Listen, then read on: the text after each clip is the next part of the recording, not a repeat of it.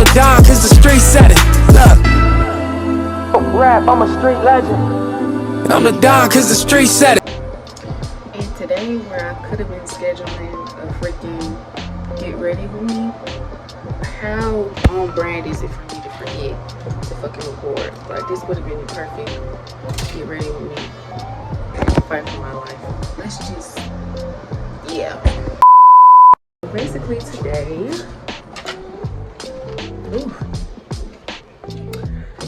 I had to get up and get ready because it's a surprise for me. I'm vlogging.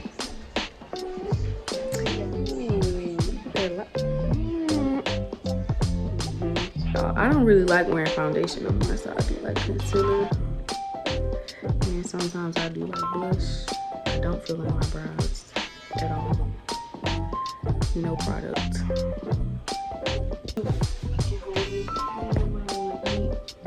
I had to get up at 8 a.m. and I'm not a morning person, so I'm kind of irritated about it. But all for a good reason, I guess. And we're gonna see.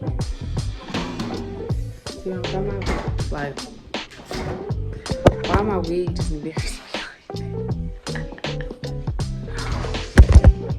All right, y'all. Peace for now. I'm not that tall. Get into the fit. I finished doing my hair. I'm gonna answer questions. And if you look at my lace shoe and I'm black. It's really hard to pinpoint a favorite. And the people who go to school, especially at HBCU, if you know, you know. It ain't no favorites, really. But I would say nothing really compares to like HBCU homecoming. When I say be outside, laid out, and I'm from the north, like I didn't even know where the tailgate was, y'all. And for the people who like don't know, because I know I'm gonna have a lot of people like who haven't been to college or went to college, but it was like a PWI and things of that sort. But basically, it's like everybody that goes to school, graduated from there, they come home, and it's usually like a football game. But at my HBCU, we don't have a football team, so it's based off the basketball team. And we do our homecoming game in the spring when it's like the playoffs for basketball teams or whatever. So everybody come home. Like the whole homecoming is like based off that. It's like a whole week long event. Tailgate is like you got the game going on, competing against another big HBCU. And then all of the students and then alumni, it's gonna be some in the game and then some out on the yard. There's food, cookouts, food trucks, everything. It's just like, it's a vibe. The HBCUs, everybody like your cousin. Like, it could be somebody you didn't know, but they come and volunteer to do an event at your school or something like that, and then that's how you meet them, or through somebody else for real. But yeah, that's what I say was my favorite college experience. Y'all busy. I knew this question was gonna come. Am I in a relationship? Yeah. I don't know what to say. It's complicated. It's never gonna be a point in time where you can play with me. So don't play with me. Don't play with me ever. All BS aside. Most recent one that I dated just now, it's like, you know, that's like my best friend. If everything was to go left, it won't be no beef, it won't be no serious like falling out or whatever. Now, one thing about us, maybe we like best friends, so and that's how we built our relationships. Like, it started off as us close friends. Somehow you turned into my girlfriend. We used to tell each other. I'm really like zigzagging around the question, but in technical terms, by definition, I'm single. I know. Back in the game. But I'm not gonna lie, I'm not looking today because, you know, I understand that I also have to go through like a healing period. And I know it sounds like so cliche, like, bitch, everybody say that. Everybody say, I gotta heal. But no, genuinely, like, it's important to walk into relationships already knowing your triggers and your traumas and how they affect you so that they don't bleed into other people. It's a lot of stuff that I need to unlearn, it's a lot of stuff I need to learn. You know, God got me, and just trying to build that relationship as well. Like with God, I feel like you can only be as good to other people as you are to yourself. So you can't jump your ass in a motherfucking relationship and you falling apart, you falling in pieces, because the only thing you're gonna do is completely ruin the possibility of you actually having something and a healthy something with somebody. So let me just say this: if I dealt with that person, hey, and I start poisoning for position, cause now here it come. And I start poisoning for position, cause now here it come. Wah, wah, fa, ba, ba. Your whole fucking head would be off. And the first thing my daughter says, you better not use no martial arts on nobody. Don't. Oh, she's single, that mean he's single. You ain't finna nothing. Alright. Might as well keep it on the road. Do you have a best friend? I knew this one was coming. Honestly. Because everywhere I go with people like, oh, I don't see you guys together anymore. Like, is everything okay? We are not best friends anymore. However, we still communicate here and there. Like, if we like out, then we speak, love on each other. I just texted her recently about some advice on some business stuff or whatever. It's not no beef. It's just in different places in life right now. This past year was like the worst mental health year of my life. Like, when I tell y'all, in my room crying, I didn't want to go nowhere. I was very sad, and I'm gonna get into that in another video of like what was actually going on. I realized that I need to get therapy, and being somebody who, you know, you're not really taught to voice your opinions and your problems and stuff like that. You taught to like take it in and just keep moving. That is not healthy. And eventually I just crashed, and I didn't want to talk to nobody. I didn't want to go anywhere. And on top of that, I started like stacking responsibilities on top of myself, which I really used as distractions. You know what I mean? It just was like when, and me and her already had a conversation about this, like over dinner. I love her to death. You know, she got my heart, and she know that. And we talked about that. It'll never be somebody who would be how she was in my life. If we end up coming back and revisiting, then that's okay. But I need to get myself together individually. She gonna do herself on her part too. So yeah, it ain't no beef. I still love her, and when we see each other, we're gonna see each other. But it ain't nothing like crazy, like we fought or something, or it ain't no messy stuff. How is the sorority life? Y'all think everything is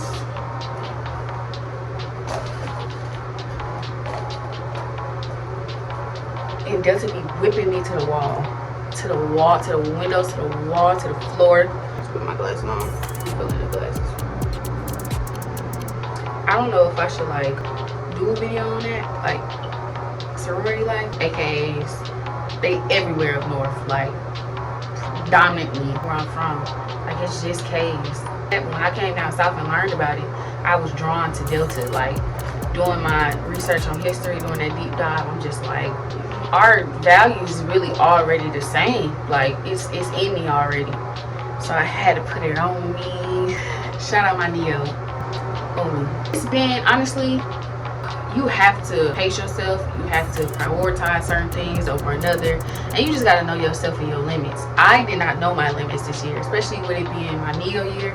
My God. Everybody wants you to be everywhere. You got to be on call for everything, and it's not a bad thing because you're supposed to be selfless for your community. You know, you also need to have that time. It's important to have that time to yourself. Like I said earlier, you can only be as good to others as you are to yourself.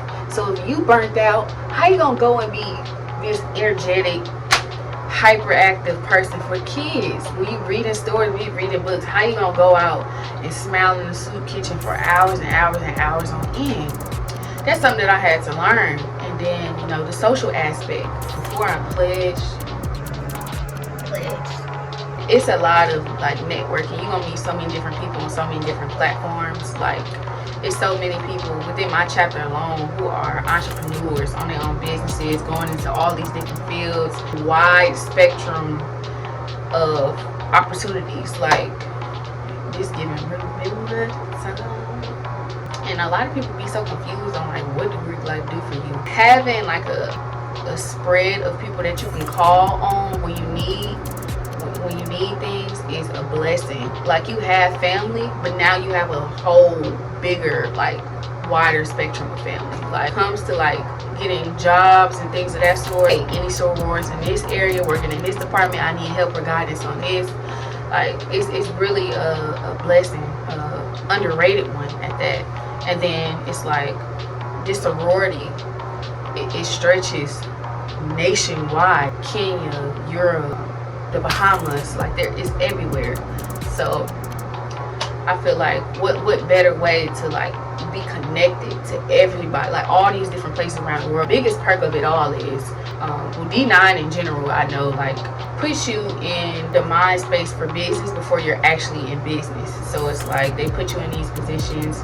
It molds you to be not only a better person morally, but a better person in the professional aspect. Like, oh, it just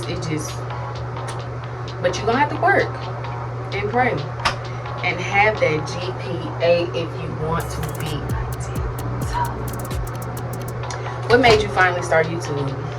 Honestly, I've been praying. I've been talking to like my mentors, and they tell me all the time, people tell me at my school, all this other stuff, like, Carlie, you really have a gift to share with people, especially young women. Like, being somebody that did not have a lot of like guidance. I have big sisters, but you know, being a baby, it's like nobody really wants to share with you their experiences, because like, it's the baby, we got to protect your innocence type of thing. So I just want to be the person that I wish I had to other people. Like, to my nieces are my babies, they are my heart. And I feel like just seeing like young women around campus, and you know, it be canon events that, you know, they have to go through, but to prevent as many as I could is a blessing. Like, just ain't nothing wrong with giving women insight. Like, we girls, all of us share like majority of the same experiences, so why not reach out and let somebody know, like, hey, boo, I've been down that road, boo. You don't want that. You don't want that. You don't want him. I have a lot to offer people, but I'll just say YouTube gives me the platform to where I can reach everybody at one time at their own merit. So yeah, that's what caused me to finally start. And to anybody that's questioning starting, what you gonna lose by starting? People can laugh. People will be like, she got like 5 subscribers, she got 5 views. 5 can turn into 50, can turn into 500, can turn into 5,000, can turn into 5 million. You have to start somewhere, period. Inspiration, y'all, please don't laugh at my notebook, because I had to get my knee stuff. Inspiration on aesthetic. Now, this is a question that I got a lot, especially stemming from my last homecoming looks. So for the whole week I did like a theme, which was kind of like black, dark theme, and that kind of like inspired me to kind of like play around more so with clothes, because at first I was just doing anything that was in my closet. But and Lily, the YouTuber, I was looking at her when she did her all black, and I'm like, that's fly, that's fly. Like, I ain't scared to say I get my inspiration from other people, because I do. I be looking. Now it's really just finding stuff that like fit me. It's really hard for women. People are so judgmental about what you wear, and there's so much pressure, especially like on social platforms, to look a certain type of way. But you got to do what make you comfortable. I feel good in black, like that girl in black. I'm just a black girly. Now I'm moving more so into like my grown woman era, so I'm trying not to be like too flashy. I like modest. Heels, they're like short now and stuff like that. Try not to do like the big thick long eyelashes. They're more so thin and like a little bit shorter. For all you guys who know, Carlie red, baby. My hair under here, it's been red since 2021. So, and I'm thinking about changing it, but the addiction that I have to red is crazy. Like, I do not feel like myself when I don't have red hair. It's like my ego. But It really depends on you. Don't let nobody pressure you. Instagram is right now. It's so much pressure to be an influencer. That shit don't be that serious. And I had to tell myself that with likes and followers.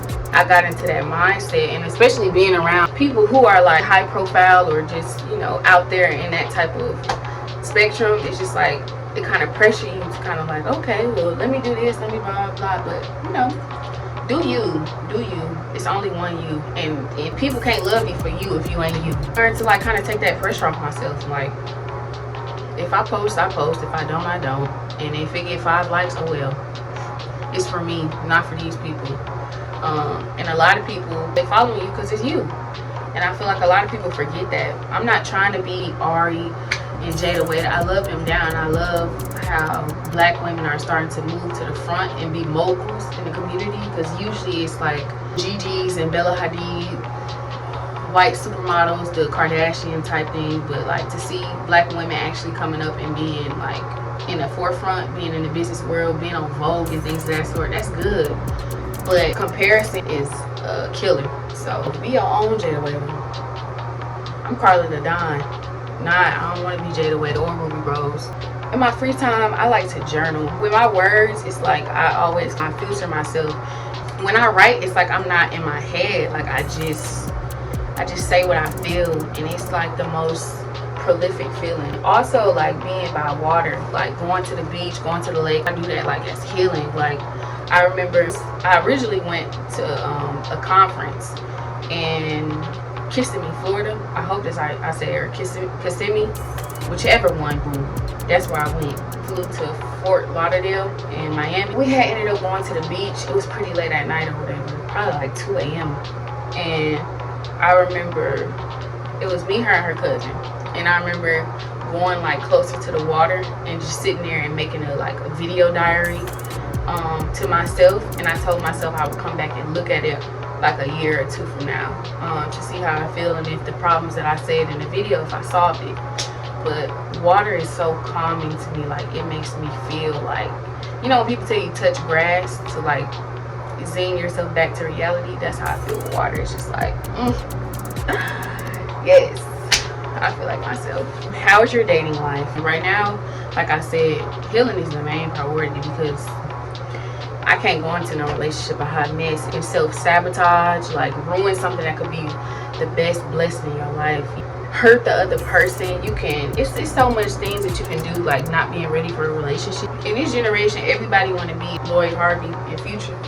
I don't got time for be yourself. Who texted me? Hold on. I feel like what God has for me is for me, and when it's for me and I'm supposed to have it, He'll give it to me. Because it's something that I realized, especially in the past year, people are dropping like flies, like just dying. I'm just learning to enjoy people and not really put so many like restrictions and all this stuff on people. Another question: how do you identify?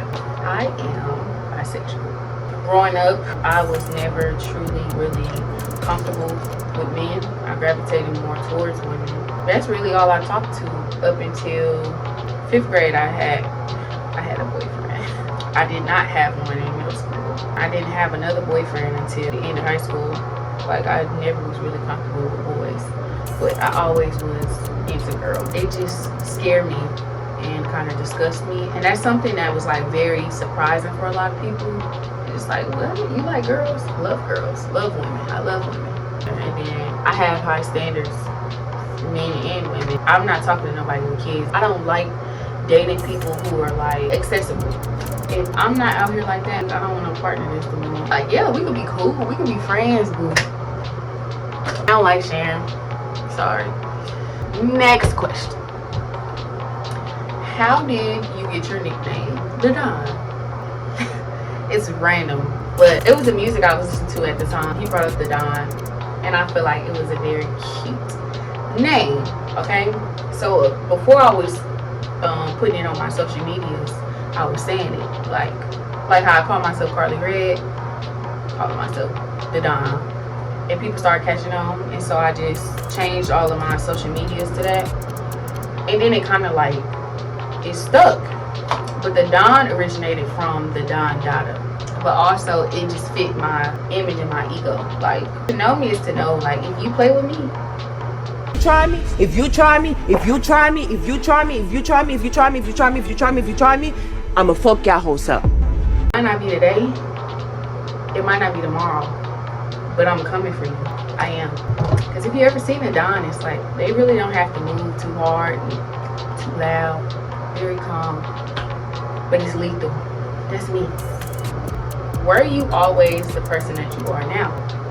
I always been outspoken, for sure, but a lot of people don't know I'm shy. I'm very shy. Let me start first by saying that my mom is the original Miss High Maintenance, and my dad too. Anybody who met them, been around them, like see how they take care of themselves, they are the original Mr. and Mrs. High Maintenance. Mama, she do not go out the house without her hair done. She do her makeup every time she go out.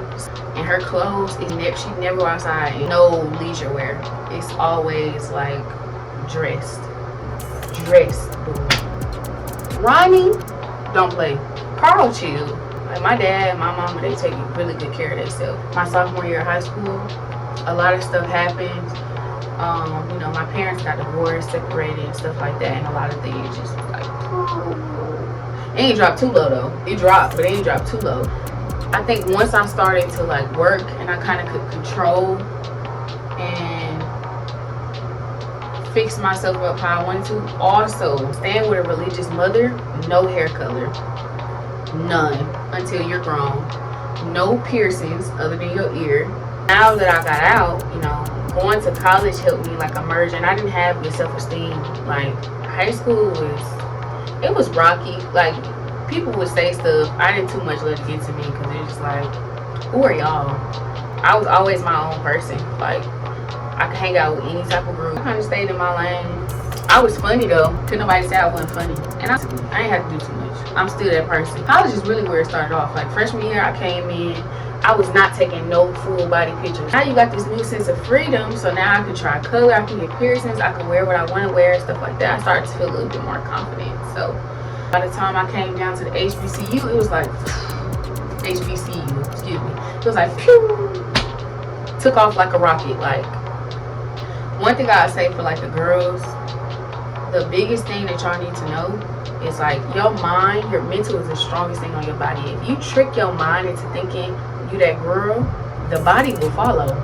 If you trick your mind into thinking that you're an it girl, you're that girl, the girl, okay? The body will follow. I could not dress. I dressed like a white girl. It was like a prom sit off. Because I couldn't go to prom in high school because I fought. I'm gonna do story times too. Because I fought or whatever. So I couldn't go. But it was like, you can walk across stage still. A win is a win, boo. A win is a win. I ain't even gonna fight it. Sold my prom dress or whatever and moved on from that. I remember going to the mall with, I think I went with my Darian and Yana. And I remember my Darian picking out my outfit for me. But now, I really know how to piece it together and stuff like that. But boy, he got that shit on though. why don't we see you with your friends? I have a lot of people that I associate with, that I talk to, that I love on. But something that I have realized very quick in life, quickly grasping on to people before you actually give them time to know them, to build a foundation of a friendship, it's gonna crash and burn. I give people time to show me who they are and for them to learn who I am, to see if you're compatible, just like you would do any other relationship. Like, I'm just not jumping into it because that's important.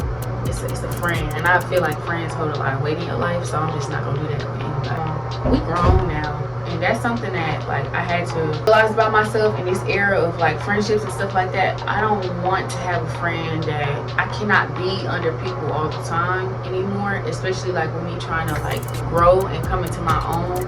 I'm trying to build a foundation for my life, so I cannot go out every single night, every other night, do this, do that, then come spend the night, and then come like, no, I can't do that. I'm sorry.